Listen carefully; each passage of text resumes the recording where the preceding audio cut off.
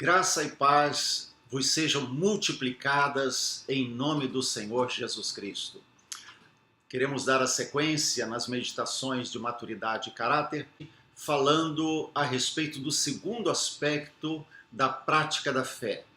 O segundo aspecto de uma fé prática, que é a significação.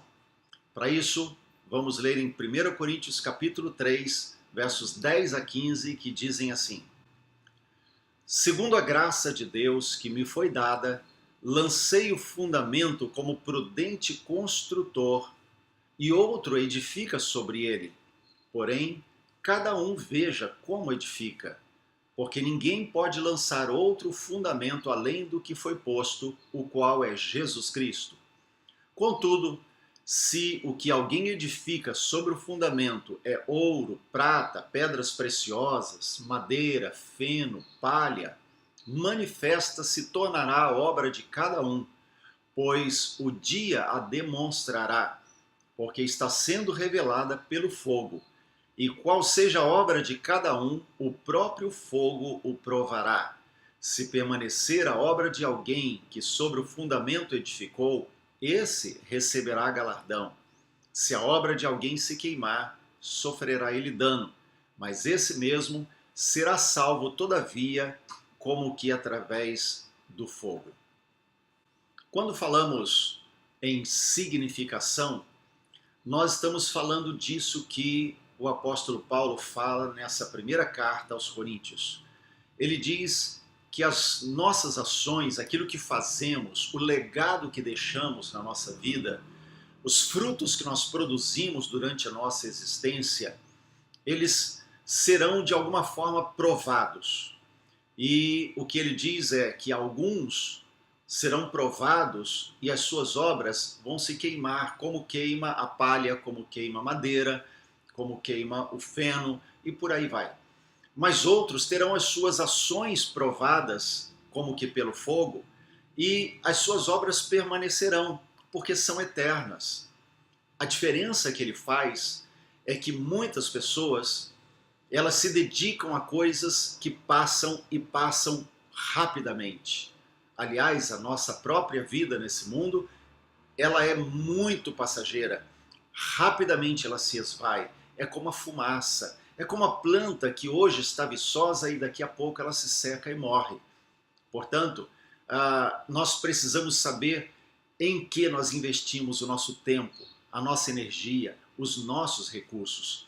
Precisa ser naquilo que tem significação, aquilo que é significante. Não envolva a sua vida nas coisas que passam.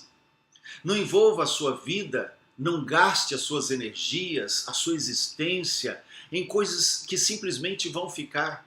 Há pessoas que se dedicam tanto em construir um patrimônio, um império, em deixar coisas, bens, mas não deixam o principal legado, que é a influência em vidas, seja na sua própria família, filhos, irmãos, pais, enfim, não deixa aquelas marcas eternas na vida de outros, simplesmente deixa bens. E isso não produz efeito nenhum para a eternidade. É como aquela parábola que Jesus falou do homem que constrói celeiros para armazenar toda a sua plantação e diz: alma, tens em depósito tantos bens para tanto tempo, então folga, descansa. Mas o Senhor diz para ele: louco, louco, hoje te pedirão a tua alma. E o que você tem preparado? Para quem será? Por isso, essa parábola contada por Jesus reflete apenas o fato de que aquele homem investiu seu tempo e energia em coisas sem significância. Ele é como aquelas pessoas que hoje têm o seu coração voltados apenas para as coisas desse mundo.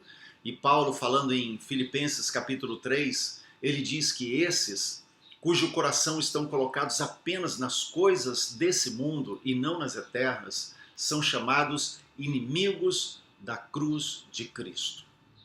Eles só se preocupam com aquilo que passa.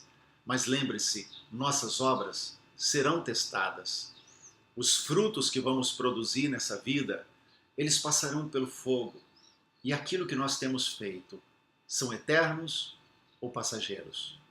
Eu te digo, invista no que é eterno, principalmente na sua vida com Deus e em influenciar pessoas que possam ter uma vida eterna com Deus.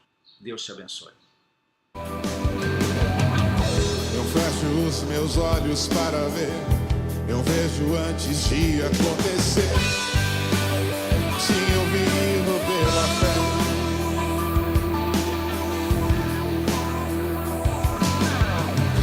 Levanto minhas mãos para guerrear, eu dobro os meus joelhos para lutar. Sim, eu vivo pela fé.